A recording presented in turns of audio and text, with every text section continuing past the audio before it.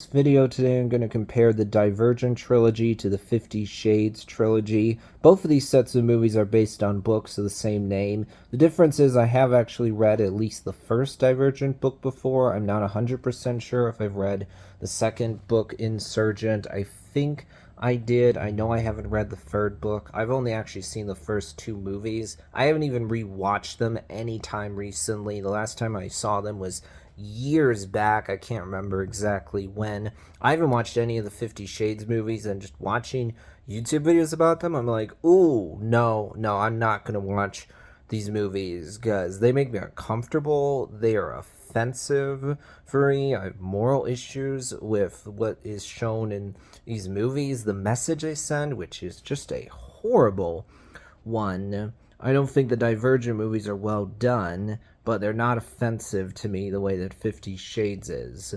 First of all, when you look at highest Rotten Tomatoes score for each franchise, with every one of these six movies, they are rotten on Rotten Tomatoes. For Divergent franchise, the highest score is only a 41% for Divergent. With 50 Shades, the first movie, 50 Shades of Grey, has the highest score, and it still only has a 25%. Divergent wins. Then when you look at the lowest score, this one's actually a tie because Allegiant only has an 11%. But when you look at 50 Shades Darker and 50 Shades Freed, they only have an 11% as well.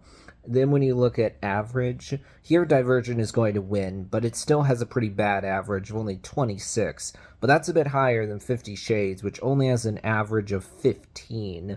Then when you look at gap between lowest and highest score, this one time 50 Shades does actually win because the first movie only has 25%, the next two movies only have 11, so only a gap of 14. That's smaller than the gap for Divergent, where the first movie is a 41% and then the last movie has an 11%, so you have a gap of 30 there. So right now Divergent is in the lead 2-1 going into the final round. So let's look at this. When it comes to Divergent, I think that the characters here aren't really very interesting. This comes off to me as just generic YA stuff that other stories in the same ballpark, like Percy Jackson, Ender's Game, Hunger's Game, Harry Potter, Maze Runner, have done. So it's not interesting. I think the Divergent movies take themselves too seriously. There are things that just don't make any sense at all. Like the basic setup here, where there's a city that has decided the best thing we can do is divide people into these rigid factions because people only have one personality trait. They have only one thing they're good at somehow. And then when you look at the second movie, it's like, wait, what? There's now scanners that can tell how divergent someone is. This person is 40% divergent. What? It's like you're trying to break your own lore here.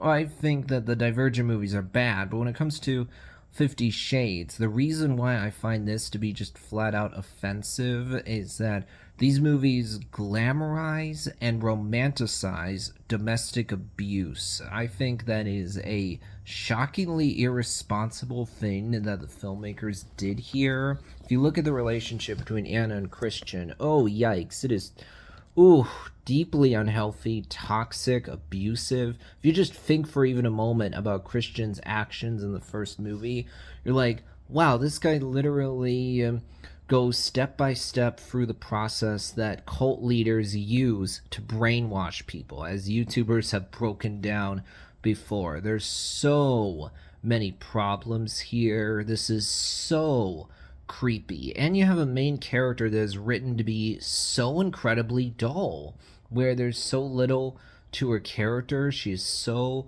little agency in the story. She doesn't have much of a personality at all, so it's boring.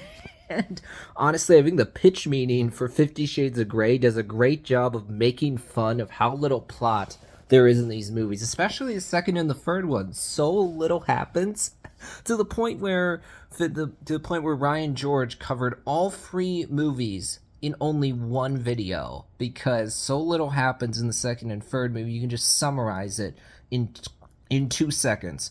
Oh, the second movie is just about them on a honeymoon, enjoying the honeymoon, and that's it. Also, like, Filmmakers, this is flat out dangerous right here to try to trick people into thinking that domestic abuse is romantic. And the note the third movie ends on is really bad as well. Where it's like, oh, now Anna and Christian have a child, so we have a happily ever after ending. Everything's gonna work out great, you guys.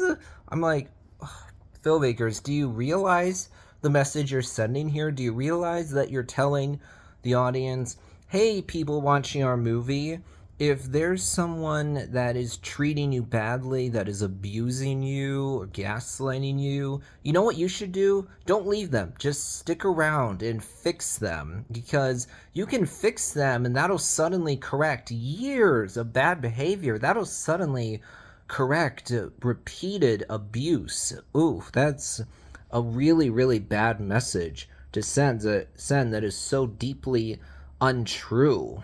Because to get into therapy just a little bit here, if someone treats another person badly, but they very quickly realize what they did was wrong, own up to it, are accountable to others for their behavior, that's one thing. But if you have someone who is abusing another person, who's gaslighting another person, you do not want to stick with them just because you think that you can fix them. You don't want to stay with someone because, well, I see goodness in them, I can pull it out. No, no, that's a dangerous thing to think. That will just lead to you being hurt. Don't do it. If someone is struggling with things and they don't own up to it, they're not honest about it, that's a really bad sign. It's one thing if someone is, for example, struggling with alcoholism, right? And they say